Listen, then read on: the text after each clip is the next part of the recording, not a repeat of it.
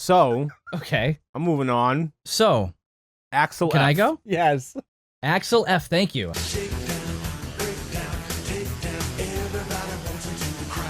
Axel watched it? F. Yes. Yes. So I did. So the day before I left vacation, I said, am I muted? No, okay. No, I can hear you. All right. So the day before I left for vacation was the day that it came out. No? What? No, you're So- good. I'm just okay, kidding. yeah. So I watched it, and then I reached out to Will and said, Will, well, actually, I reached out. He didn't pick up, and I'm like, good, because I just want to talk about this when we have our podcast. Yes. But I really wanted to talk to Will about it because I knew, like, for some reason, and we've talked about this over and over again, Soul or whatever you say I've got, I love Eddie Murphy's movies. Okay. You know, and I will watch them. I watched Okay. Norbit. I'm sorry, Norbit sucked. It was horrible. I'm gonna say it. It was a it was horrible absolutely movie. garbage, and It was people say terrible. they like it, and I don't understand. I don't that understand. No, I- it was one of the worst At all. movies I I've don't ever get seen. it. Nope. Sorry. Nothing was funny about it. Not at all. I don't. You know what? I'll even watch the Nutty Professor movies. They're I was- funny. I was about to say but- the same but thing. this was I can't garbage. do. I couldn't do the Nutty Professor movies either. Or the where he's the family. What's the that's him, Family. right? That's Nutty Professor. Yeah. Nutty The Clumps. Professor. Yeah. Yeah. Do they do spin-offs with that whole movie? They made two movies. Maybe I don't know. It was one I and don't two. know. Okay. And then I you're don't thinking know. about, Jeff Portnoy, Jack Black, when he did his version, The Fatties. For a long. In some countries, it's considered a compliment. Anyway, yeah, Eddie Murphy, he's Yeah. had his ups and his downs. Yeah. I'd say I actually didn't mind him in Tower Heist. I thought it was an interesting character for him. Oh really?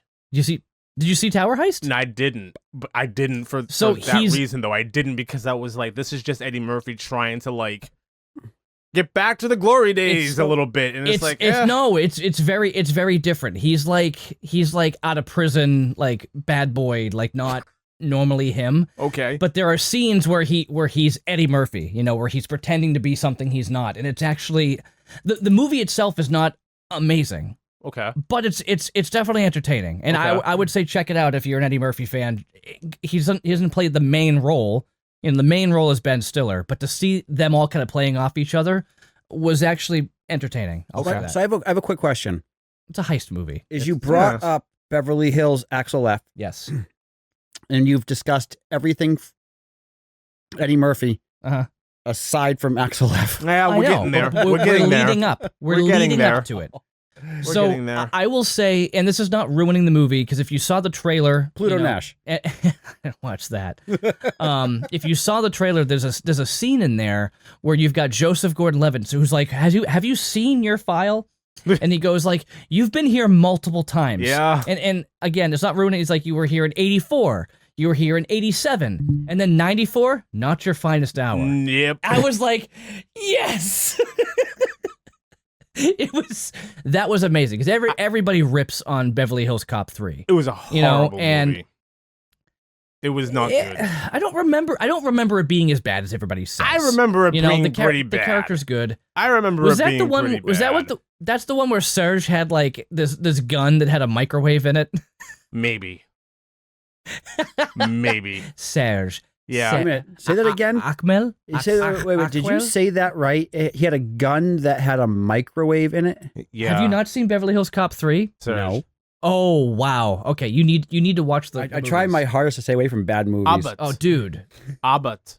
Abut. Abbott? Abbott.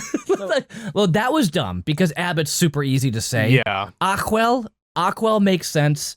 Foley. Hold on. You didn't answer my question, though. Did you say he had a gun Yes. that had a microwave in it? Something like that. What? Yeah. The gun. So you remember those really massive super soakers that like when you saw the neighbor kid have it, you're like, I don't want to mess with him. Yeah. Like that's what this thing looked like. It had a strap and you would hold it like this. Yes. So Balky, Bronson Pinchot. You remember Balky? So Bronson Pinchot, who plays Balky, he's like this fashion guy, and then later on he gets into making weapons. So he makes this weapon that was like the Crime Stopper 3000 or something stupid, and it had a microwave and a radio and like you name it, and it was like the greatest success or greatest accessory for personal protection in Beverly Hills. It was the dumbest thing ever. That's fantastic. Yes. Anyway, So that's in there, but he pops up in it with blonde hair. You've got I'll just say the world's greatest golfer shows up at one point. And as soon as you see him, you go, yes. So there's that. But I would say, just because I really want to bring this up. Sorry, Will, I'm stealing your thunder, but this is what this was my thing. And I told you that. you didn't tell me that. I told you this is what I want to talk about. I didn't know that you were going to bring it up Sunday. like right now. Whatever. When else am I going to bring it up? I said I'm waiting I don't until know. Sunday. What else am I going to I will say this. I liked it much better than Coming to America. Yes. I actually thought it was not a bad movie. This is what 3 should have been. Yeah. You know, Yeah. like I would have been fine with that one not happening and have this one. Chuck, This was actually not bad. You know how the buddy cop thing that was going on in there worked out really well. You know how you I was felt very about impressed. you know how you felt about Top Gun Maverick? You know how you went on about that movie, how it's just a good movie. What happened to good movies? This is just a good movie. What happened to good movies? That's exactly how I felt when I walked out of this film. I was like, that was fantastic. There's nothing over the top. There's nothing heavy that you have to think about. It's not politicized or romanticized in any way. It is just your typical 1980s shoot 'em up, bang bang buddy cop movie in all of its glory, and I absolutely loved it. I am surprised. I am surprised that Joseph Gordon-Levitt fit so well in this movie. Absolutely. I am shocked. Because that was like my big thing going. I was like, I don't know how that's gonna be, him playing off of Eddie Murphy. I don't know. It worked. It was great. I am so surprised how well it worked. When his past came back to haunt him, it was brilliant and perfectly played out. Because Axel's just like, why didn't you tell me? I tried. I literally told you this is a bad idea. Yeah. Like, you're saying I should watch the movie? Yes. Yes. You should definitely watch the movie. You will enjoy this. I know you will enjoy this. It was definitely an enjoyable movie. The only thing about it, I will say, but I didn't mind it. So you remember how we talked about, I know we talked about Bruce Willis. We've brought it up a few times. But the reality was Bruce Willis was literally declining. Yes. But there's a thing about the characters that they get to a point where, you know, in A Good Day to Die Hard, where like all Bruce Willis does is like, you're my kid, you know, I'm old. You're my kid, I'm old. Yep. Axel Foley is still Axel Foley, but he's admitting that he's like, they are admitting, the franchise is admitting that he's getting old. Yes. But they're not making they're not Danny Glovering him. No. But they're doing it enough where there's a reality, like he can't do what he once did. And I wouldn't even call it a passing of the torch. It was just like, he's always going to be Axel Foley, you know, but let's look, he's imparting wisdom onto the younger generation, but still not ready to let go of who he is. Yeah. And I actually, without getting too much into it, it's weird that, you know, a comedy action, you can get into detail about it like this and then talk about imparting wisdom and whatnot. But honestly, I was just very surprised with the well-roundedness of it. Like, it had the comedy, it had the action, it had heart to a point. It did. You know, and it was actually like, wow, this is good. So it was really not a bad movie. And especially Beverly Hills Cop 1 and 2. You know, Judge Reinhold and John Ashton in those two movies, they're very much the background comedy relief. And in this movie, they actually like give that kind of a plot. And it's like, oh my God, this is it. I'm not gonna get into it and spoil it, but it was really good for what it was.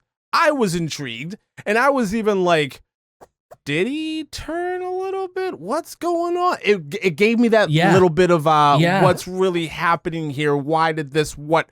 But I thought it was when you start questioning the good guys. And you go, ooh, I mean, many years have gone by. Are they still really? Are they still really here, or you know what's happened in this time? And the way they did that a really good job with the way that it all culminated at the end was like really, oh, dude, oddly touching for this type of movie.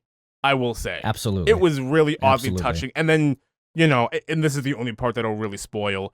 The final scene where they're in the car, like the first movie, all over again. And he jumps right in the back seat, just like, it was perfect. It was so perfect. So, yeah. I just imagine him getting it going, you know? You're not gonna fall for the banana in the tailpipe. I mean, I don't know what it is, but Eddie Murphy pretending to be a white guy is the funniest thing I've ever heard, and it will never not be funny. Of course. You know, SNL. Walking around the stage. Oh, SNL. The SNL skit was wild. I'd like to buy this newspaper. The SNL skit was wild. Oh my god! It's okay. Just take it. No one's watching. Just take it. The SNL skit was hilarious. The funniest thing about that, and I don't know why it tickles me so much, is when the black guy gets off the bus and it turns into like a juke joint, and they get the music going. The girl gets up in the miniskirt and she's handing out drinks to everybody. She sits down on Eddie Murphy's lap, and it's like, oh my god. There was only one other black man on the bus.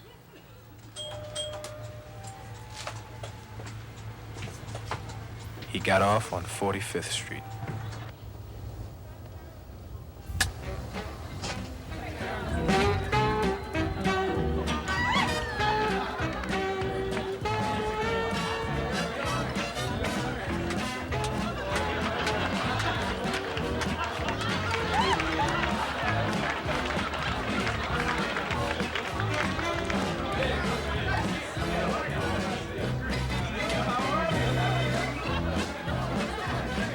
The problem was much more serious than I'd ever imagined. That movie, that sketch, and that goes back to timeless. like our first topic of like Eddie Murphy did that. Yeah. Eddie Murphy did a joke like that, and he was the butt of that joke, and he let it ride, and it was genius on his end. But no, Axel F. I did not expect it to be as good as it was. I'll be honest, I don't like the title. Neither do I. I can't. Axel F. It's a Netflix title. Yeah, I agree. And it's like, it doesn't roll off the tongue. Doesn't sound good. Axel F. I do like. What was his daughter's last name? It was something else. Oh, Saunders. And he's just like Saunders. Yeah. And he's like Foley. You know, that's a good name. It's like Saunders. Like just going up on it. I even like without getting that into more details. I even like that they roped in that whole thing, the relationship that he had with his daughter and being a cop, and I thought everything, and like I was saying, the movie is a lot better than I expected it to be. I expected this to be Coming to America. I expected them to do with the Beverly Hills Cop franchise with what they did with Coming to America. Well, Coming to America is a comedy. So if you're going to do a sequel to a comedy, you have to expect... That's not what I mean. That's not what I mean. Coming to America was forced, and it was insistent upon the original Coming to America.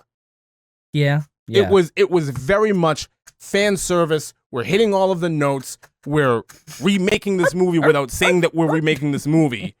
And we're moving on from it. Like, it had all the same key elements. This was not that. This was very different. No, it was very really distinct from the first 2 and 3. It was very much its own thing that they went in a different direction with that I was not expecting. Kevin Bacon, perfect. Wow. Perfect. And it's like you see him and immediately like, I know exactly where this is going. Of there's course. cocaine involved, isn't there? Of course. I bet you there's cocaine involved. It's not even Kevin like Bacon's in it. Yes. Yeah. I love, and again, I don't want to get too deep into it. I love they don't even try to hide that he's the bad guy. It's like immediate. Oh no. There's right no the bat, there's no hiding like, this. Okay, well. There's no guesswork. It's like, oh, Kevin Bacon. There's no look at him. Oh, he's clearly. Oh, you got a Rolex. All right.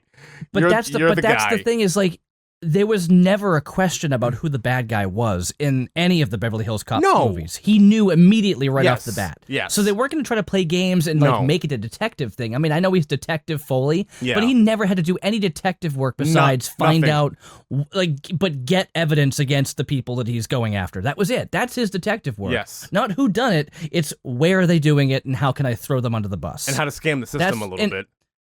So Kevin Bacon is bad guy. Yeah. He's bad guy. He's not a bad guy. He's just bad guy. Bad guy. Yeah.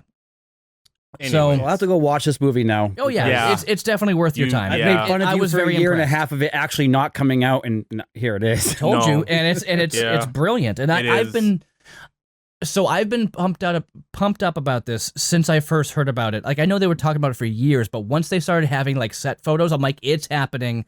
Billy Rosewood is wearing a Guns N' Roses t-shirt, and I'm pumped about it. And the best thing about Billy as he progresses in the movies is you realize this dude's nuts. Like, at first you're like, oh, he's like this quiet dude, whatever. Crazy. But as it goes on, He was like I think crazy it's in Beverly the Hills. First movie. He was had a an little arsenal crazy, in his and that's- apartment. Oh my god. Oh my god. And his turtle. Oh my god. It's yeah. So, Chuck, which ones have you seen? One. You've only seen one? I watched 2 like a week ago, and it's brilliant. Yeah. So to be honest with you, 2 is really good too. I've never really been Eddie Murphy fan. Well, to be really honest with you, Eddie Murphy's not a fan of you either.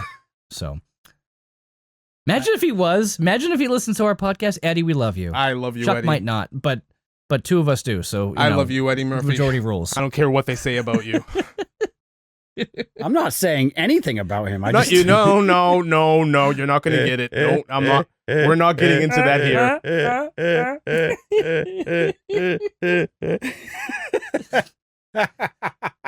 Yeah. So And